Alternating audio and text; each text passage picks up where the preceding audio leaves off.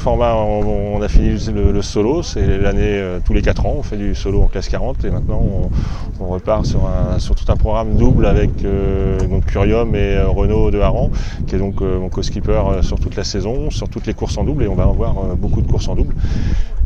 Effectivement, nous on les fait en double, les autres concurrents vont être à 3 voire 4.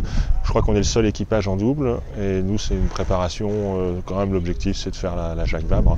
Alors il n'y a pas, on n'est pas non plus, on cherche pas à faire un résultat. Renaud est, comment dire, c'est plus une passion et on essaye de s'accrocher, d'être dans le coup. Sur la Rock 600 on a été dans le coup, on termine 4e et on a été dans le coup jusqu'à la Soufrière, jusqu'en Guadeloupe. Donc maintenant on a été devant au départ au pré. Donc voilà, on va faire comme on pourra, au mieux possible. Voilà. Ah, c'est un super bateau, ouais. C'est un bateau, c'est déjà le plaisir d'avoir un bateau tout neuf. Il y a des inconvénients parce qu'il faut toujours les mettre au point, mais c'est quand même des super bateaux.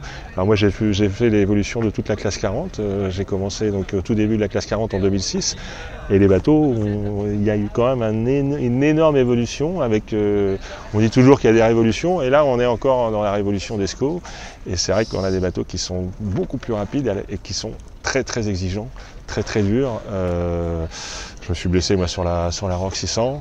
Ça va un peu mieux, c'est encore un peu dur, mais on a des bateaux qui sont quand même ultra physiques, très durs, et qui, de par leur mouvement, c'est-à-dire des bateaux qui tapent énormément, vu c'est des planches à voile, hein, c'est tout plat, et c'est même des kitesurf on dirait, et de fait aussi qu'on navigue très gité, il faut surtout aller nos bateaux, et au près et sous spi aussi, il faut toujours être sur la tranche, ce qui fait que c'est beaucoup moins confortable et donc compliqué à vivre. C'est un parcours qui est assez intéressant, c'est moins les chevaux de bois je trouve moi, que sur la route du Rhum. On a un petit peu du choix à faire, un peu serrer un petit peu le vent, jusqu'où on va monter, où on passe l'anticyclone. Alors j'ai pas encore regardé la météo, mais c'est vrai qu'il y a des moments où il y a des choix à faire, ça peut être assez intéressant quand même.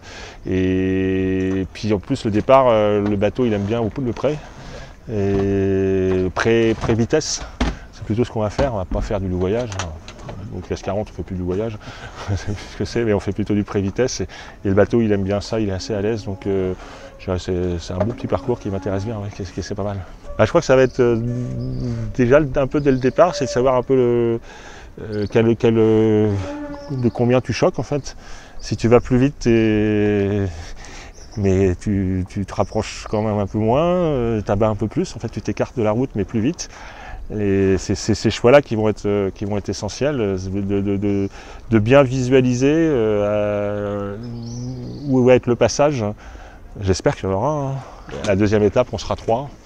Je serai avec François Jambou qui a fait la route du Rhum, qui a dématé malheureusement, et c'est pour ça qu'il l'a fait avec nous, sinon il aurait fait la course avec son bateau. Et puis quelqu'un qui a navigué avec moi sur mon classe 40, sur mes sensations classe 40, et qui a préparé mon bateau, qui nous donne des gros coups de main en préparation sur la route du Rhum. Il va faire la Jacques Vabre cette année en préparation, les différentes courses en préparation, et qui va faire la deuxième étape avec nous. Et qui s'appelle Marc Pollian. On sera 2 marques à bord, 2 tiers de marque à bord.